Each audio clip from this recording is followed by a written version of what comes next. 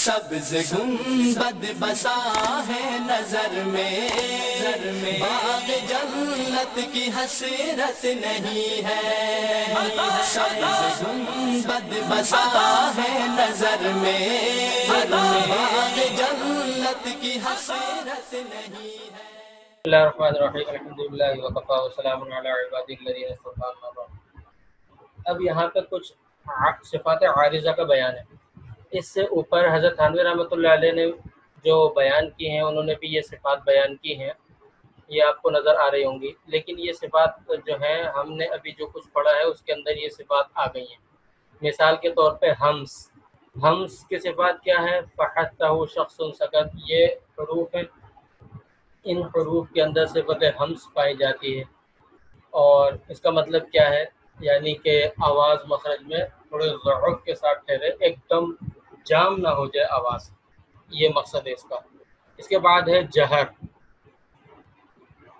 جتنے حروف کے اندر صفت ہمس پائی جائے گی ان کے علاوہ باقی جتنے حروف ہیں ان کے اندر صفت جہر پائی جائے گی۔ اس کا مطلب یہ ہے کہ ان میں آواز ایک دم قوت کے ساتھ ٹھہرے، ایک دم یعنی جام ہو جائے۔ شدت، اس کے حروف کون سے؟ اجدکا قطبکا، یہ شدت کے علاقے، ان کے اندر جو ہے ایک دم قوت کے ساتھ آواز ٹھہرے گی اور سختی اور مضبوطی بھی ہوگی، یعنی مشدد جیسے حروف ہوتی ہے اسی طرح کی سختی ہوگی۔ رخوت، اس کے مطابق کہتے ہیں شدیدہ اور متوسطہ جو نیچے آ رہے ہیں، ان کے علاوہ تمام حروف جو ہے رخوت ہے۔ اس میں کیا ہے؟ اس میں بھی وہی بات ہے کہ آواز مخرج میں ضعف کے ساتھ ٹھہرے۔ توسط بن عمر، یعنی درمیانی حالت ہو، نہ رخوت، نہ مکمل رخوت ہو، نہ مکمل شدت ہو، تو یہ اس طرح کی۔ استعلاء، یہ وہی حروف مستعلیہ موٹے حروف۔ استفال یعنی باریک حروف، جو حروف موٹے نہیں ہوتے انہیں حروف مستفلہ کہتے ہیں۔ اسی طرح اطباق حروف، ان کا کیا ہے؟ بتا رہے ہیں کہ یہ 4 حروف ہیں، اور اطباق ان کو کیوں کہتے ہیں کہ زبان کا بیچ کا حصہ اوپر کے تعلق سے ملصق یعنی لپٹ جاتا ہے، چپک جاتا ہے، بند ہو جاتا ہے۔ مطبقہ ان کو اسی لیے کہتے ہیں کہ بند ہو جاتا ہے۔ اور انفتاح کیا ہے؟ یعنی کھلے منہ سے نکلنے والے، مطبقہ کے سوا تمام حروف۔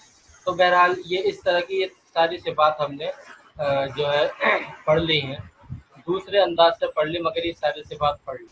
اور تجوید القرآن کے اندر یہ صفات نہ یاد کرائی جاتی ہیں، نہ ان کے بارے میں بتایا جاتا ہے، ان کے نام بتائے جاتے ہیں، اس وجہ سے ان کو میں نے چھوڑ دیا۔ البتہ یہ کچھ آگے قاعدے ہیں، کچھ ایسے ہیں وہ ہمیں بتانے بھی پڑتے ہیں اور پڑھنے کے اندر وہ ضروری ہوتے ہیں، تو وہ طریقہ۔ اب یہاں پہ لام کے قاعدے پہلے شروع کی۔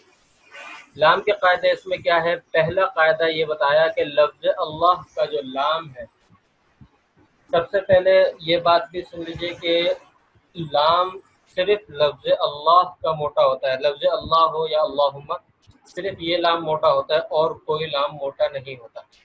تو فرمایا کہ لفظ اللہ کا جو لام ہے، اس سے پہلے اگر زبر یا پیش ہو تو اس لام کو پر یعنی موٹا پڑھیں گے، جیسے اراد اللہ، رفعہ اللہ، اللہم، یہ سارے کے سارے لفظ اللہ کے لام موٹے ہوں گے۔ نمبر 2 فرماتا ہے کہ اگر لفظ اللہ کے لام سے پہلے والا حرف کے نیچے زیر ہے تو لفظ اللہ کے لام کو باریک پڑھیں گے، جیسے بسم اللہ، ہم اس کو باریک پڑھتے ہیں۔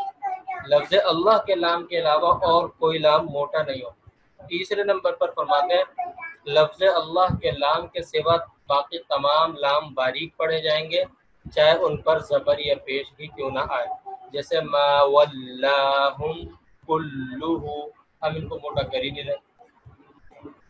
اس کے بعد را کے قاعدے، را کے قاعدے، اس میں را کے متعلق جو ہے سب سے پہلا قاعدہ یہ بتایا کہ اگر را پر، یعنی را متحرک کے بارے میں، کہ اگر را پر زبر یا پیش ہو تو اس کو پر پڑھیں گے یعنی موٹی پڑھیں گے، جیسے ربک ربما، اور اگر را کے نیچے زیر ہو تو اسے باریک پڑھیں گے، جیسے رجال یا رجال لا تلہیہم تجارت، تو اس سے لام باریک اور موٹا۔ اسی طرح را مشدد کا بھی یہی قاعدہ ہے. را مشدد کا بھی یہ قاعدہ اس لیے کہ مشدد میں اگرچہ پہلا حرف ساکن اور دوسرا متحرک، لیکن بہرحال متحرک آ رہا ہے، اس لیے را مشدد پر بھی زبر یا پیش کی صورت میں تو ہم اس کو موٹا پڑھیں گے، اور زیر کی صورت میں باریک. جیسے سر ون، یہ کمپیوٹر کی تھوڑی سی فونٹ کی غلطی کی وجہ سے تشدید کے نیچے دو زبر لگے ہوئے ہیں، یہ اصل میں زبر ہی، یہ دو زیر نہیں ہے. کیونکہ دو زیر بھی اگرچہ عربی کے اندر یہی ہوتا ہے کہ زیر تشدید والے حرف میں زبر اور پیش اوپر ہوتے ہیں، زیر نیچے ہوتے ہیں. تو لیکن یہاں پر ظاہر سی بات ہے زیر اس کو مانیں گے تو یہ جو ہے باریک ہوگا. سر ون دری، یہاں پر دریون کا را باریک ہو رہا ہے. نمبر 2، اگر را ساکن ہو تو اب اس پہ کیا جاری کیسے ہوگا، موٹا پڑھیں گے یا باریک؟ تو اس کے بارے میں فرماتے کہ اس کے بارے میں یہ ہے کہ اس سے پہلے والے حرف کی حرکت دیکھی جائے گی. را ساکن اپنے سے پہلے والے حرف کی حرکت کے تابع ہوتی ہے. اگر زبر یا پیش ہو تو اس را کو پر یعنی موٹا پڑھیں گے، اور اگر زیر ہو تو باریک پڑھیں گے. جیسے بغ کی را جو ہے موٹی ہوگی. اسی طرح یغزقون، اس کی را بھی موٹی ہوگی کیونکہ اس سے پہلے زبر اور پیش. اور اگر را ساکن سے پہلے والے حرف پر زیر ہو، حرف کے نیچے زیر ہو تو اسے باریک پڑھیں گے. جیسے انذرہم، اس طرح باریک پڑھیں گے. لیکن ایسی را کے باریک ہونے کے لیے 3 شرائط ہیں. یعنی را ساکن سے پہلے والے حرف پر زیر ہو تو را باریک ہوگی. تو باریک پڑھنے کے لیے ایسی را کے باریک ہونے کے لیے 3 شرائطیں ہیں. وہ کیا ہے؟ شرط اول یہ ہے کہ یہ کسرہ اصلی ہو، یعنی یہ جو زیر ہے یہ زیر اصلی ہو. حضرت قاری فتح محمد جالندری صاحب رحمۃ اللہ علیہ نے نورانی قاعدے کے اندر تختی نمبر 11 کے اندر جو را ساکنہ کب موٹی ہوتی ہے کا سوال لکھ کے اس کے بعد یہی باتیں ذکر کی. ان میں سے فرمایا کہ جب اس سے پہلے یا ہو، یا ساکنہ نہ ہو، یا اس سے پہلے زیر اصلی اسی کلمے میں نہ ہو. تو یہ جو زیر اصلی کی قید لگائی ہے اس لیے کہ بعض اوقات کسرہ جو ہے یعنی زیر جو ہے وہ آتا ہے اصلی نہیں ہوتا، ملانے کی صورت میں اس پر کوئی حرکت نہیں ہوتی اس حرف پر، لیکن ہم اس پر وہ امر کے صیغے ہوتے ہیں جن سے حکم دیا جاتا ہے تو ان میں زیر آتی ہے. وہ زیر وقف ہم نے اس سے پہلے وقف کر دیا، اب یہاں سے پڑھ رہے ہیں تو اس پر زیر دینا پڑے گا، لیکن وہ زیر اصلی نہیں ہے، ملانے کی صورت میں وہ زیر باقی نہیں رہتا. اور زیر اصلی یا کسرہ اصلی وہ ہوتا ہے جو وقف جو ملانے کی صورت میں بھی باقی ہو، اور اگر وقف کر کے وہیں سے شروع کریں تو بھی باقی ہو. تو شرط اول کے جی میں نے یہ کہنا تھا، یہ جو اصلی زیر کے آپ بتا رہے ہیں نا، یہ تھوڑا سا ایکسپلین کر دیں کیونکہ اس میں کنفیوز ہو جاتی ہوں کہ اصلی زیر اصل میں ہوتا کیا ہے. جی دیکھیں، زیر 2 قسمیں ہوتی ہیں، ایک اصلی ہوتا ہے اور ایک عارضی ہوتا ہے. عارضی زیر اسے کہتے ہیں کہ جو وقف کرنے کے بعد جب اس کلمے سے شروع کیا جا رہا ہو تو وہاں پر زیر دینا پڑ رہا ہو، لیکن اگر ہم اس کو ملا کر پڑھ رہے ہیں یعنی وہاں پر اصل میں وقف نہیں ہے، ہم ملا کر پڑھ رہے ہیں تو اس صورت میں وہاں پر زیر نہ ہو، اس کو کہتے ہیں. تو ایسی صورت میں جس میں ملا کر پڑھنے میں تو زیر نہیں آ رہا، لیکن اگر ہم نے وقف کر کے پھر اس لفظ سے جس پر زیر یا زبر کوئی حرکت نہیں تھی ہم نے اس سے شروع کیا تو اس پر زیر آ رہا ہو، یہ زیر عارضی کہلاتا ہے. اسی طرح یعنی بعض اوقات ایسی ہمیں پیش بھی دینا پڑتا ہے اور بعض اوقات زبر بھی دینا پڑتا ہے. آپ دیکھیں، میں اس کو آسان سے مثال دوں. لفظ الذی جو ہے اور اللتی، ان پر ہم جب بھی یعنی ان سے پہلے ہم اگر وقف کر رہے ہیں تو اس صورت میں یہاں سے شروع کر کے ہم الذی پڑھتے ہیں. جیسے ویل لکل ہمزۃ لمزہ، الذی، صحیح ہے نا. تو اگر ہم یہاں پر وقف کر کے یہاں سے شروع کر رہے ہیں تو ہم الذی پڑھ رہے ہیں، وگرنہ اگر دیکھا جائے تو یہ ملا کر پڑھنے کی صورت میں ویل لکل ہمزۃ لمزہ، الذی، نون ڈائریکٹ براہ راست جو ہے لام سے مل رہا ہے، تو اس کا مطلب یہ ہوا کہ اس پر آنے والی حرکت یہ حرکت عارضی ہے. ٹھیک ہے.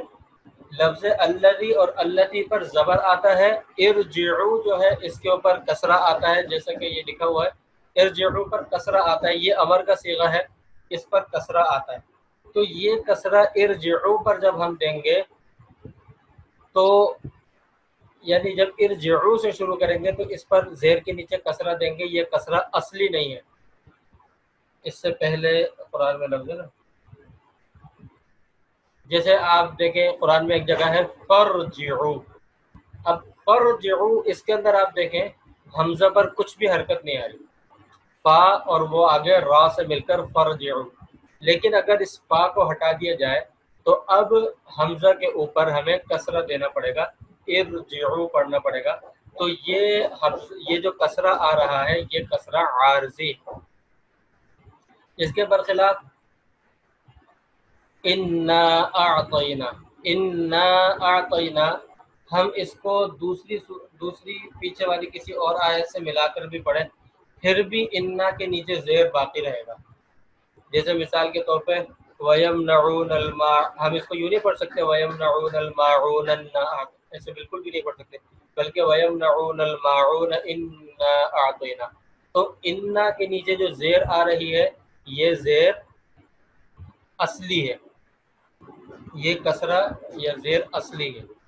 ٹھیک ہے، تو اس لیے کسرہ اصلی اسے کہتے ہیں جو نہ ملانے کی صورت میں گرے اور نہ کسی اور صورت میں گرے، اور جو زیر ملانے کی صورت میں گر رہا ہو تو اس کا مطلب ہے کہ وہ زیر عارضی ہے، اصلی نہیں. تو پہلی شرط یہ ہے کہ کسرہ اصلی ہو یعنی زیر اصلی ہو، عارضی نہ ہو. اگر عارضی ہوگا تو را باریک نہیں ہوگی بلکہ موٹی ہوگی. مثلا ارجعو، ہم ارجعو کی را کو پر پڑھتے ہیں، باریک نہیں پڑھتے.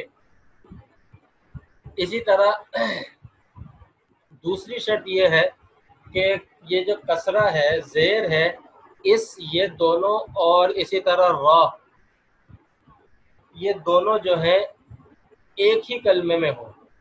یعنی را ساکن سے پہلے حرف کے نیچے اگر زیر ہے تو یہ دونوں ایک ہی کلمے میں ہوں.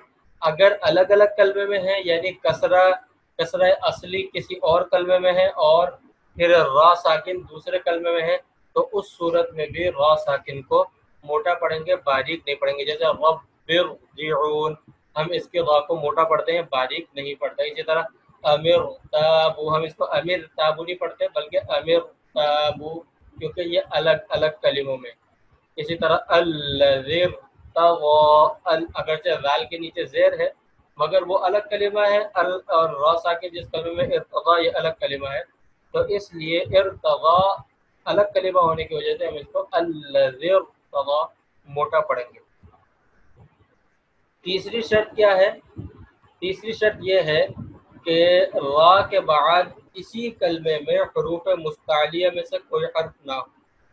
اگر را کے بعد اسی کلمے میں حروف مستعلیہ میں سے کوئی حرف آ گیا تو پھر یہ را جو ہے یہ موٹی پڑھی جائے گی، را باریک نہ ہوگی. اس قاعدے کے قرآن میں صرف 4 الفاظ ہیں: قرطاس، ارصادا، لبالمرصاد، فرقۃ. ٹھیک ہے، اس قاعدے کے قرآن میں 4 الفاظ ہیں. قرطاسن، ہم قرطاسن جو پڑھتے ہیں اس کو ہم موٹا کر کے پڑھتے ہیں، باریک ہم اس کو باریک نہیں پڑھتے، قرطاسن پر کر کے پڑھتے ہیں. اسی طرح ارصادن کی را کو بھی ہم پر کر کے موٹا کر کے پڑھتے ہیں. کیونکہ ان کے بعد قرطاسن میں ضا حرف مستعلیہ آ گیا، ارصادن میں صاد حرف مستعلیہ آ گیا، لبالمرصاد کے اندر صاد پھر حرف مستعلیہ آ گیا، پھر قطن میں قاف پھر حرف مستعلیہ آ گیا. لیکن نورانی قاعدے کے اندر جو ذکر کیا قاری فتح محمد صاحب نے رحمۃ اللہ علیہ نے، انہوں نے یہ لکھا ہے کہ اور اگر یہ حروف مستعلیہ پہلے ہوں تو اختیار ہے. یعنی اگر حروف مستعلیہ پہلے ہوں اس کے را ساکنہ کے بعد نہ ہو، را ساکنہ سے پہلے ہوں تو صورت میں اختیار ہے، چاہے تو موٹا پڑھے چاہے تو باریک پڑھیں، دونوں طرف پڑھ سکتے ہیں. فرماتے ہیں اسی کلمے میں ہونے کی شرط اس لیے لگائی کہ اگر دوسرے کلمے میں حروف مستعلیہ ہونے کا اعتبار نہیں ہوگا، یعنی اگر حروف مستعلیہ دوسرے کلمے میں ہوں تو اس کا اعتبار نہیں ہوگا، اصل تو اسی کلمے کا اعتبار ہے. جیسا کہ شرط دوم میں اسی کلمے کی شرط لگائی تھی، الگ کلمہ ہوگا تو باریک نہیں پڑی جائے گی، موٹی ہوگی. اسی طرح اس کے اندر بھی کہ حروف مستعلیہ اسی کلمے کے اندر نہ ہو، اگر کسی اور کلمے میں آ رہا ہے تو پھر اس صورت کے اندر دیکھیں، اگر اسی کلمے میں آ رہا ہے تو اس صورت کے اندر دوسرے کلمے میں حرف مستعلیہ ہونے کا اعتبار نہیں ہوگا. جیسے انذر قومک، آگے اگرچہ را ساکنہ کے بعد اگرچہ قاف آ رہا ہے جو کہ حرف مستعلیہ ہے، لیکن چونکہ وہ الگ کلمے کے اندر ہے اس وجہ سے اس کو باریک ہی پڑھیں گے ہم، کسرہ ہونے کی وجہ سے. پہلے کسرہ اصلی یعنی زیر ہونے کی وجہ سے ہم اس کو باریک پڑھیں گے. انذر قومک، یہاں پر یہ حروف مستعلیہ کی وجہ سے را ساکنہ موٹی نہیں ہو رہی، وجہ اس کی کہ دونوں الگ الگ کلمے میں ہیں. اسی طرح فاصبر صابرا، یہاں پر بھی را باریک ہوگی، موٹی نہیں ہوگی. فاصبر کی را اس لیے کہ آگے صاد اگرچہ حرف مستعلیہ مگر وہ الگ کلمے کے اندر ہے. اسی طرح ولا تصعر خدک، خا موٹے حروف میں سے ہے لیکن چونکہ الگ کلمے میں ہے اس لیے را یہاں پر بھی کسرے کی وجہ سے، زیر کی وجہ سے باریک ہوگی. ان تینوں الفاظ کے اندر را کو باریک ہی پڑھیں گے، حروف مستعلیہ کا اعتبار نہیں ہوگا.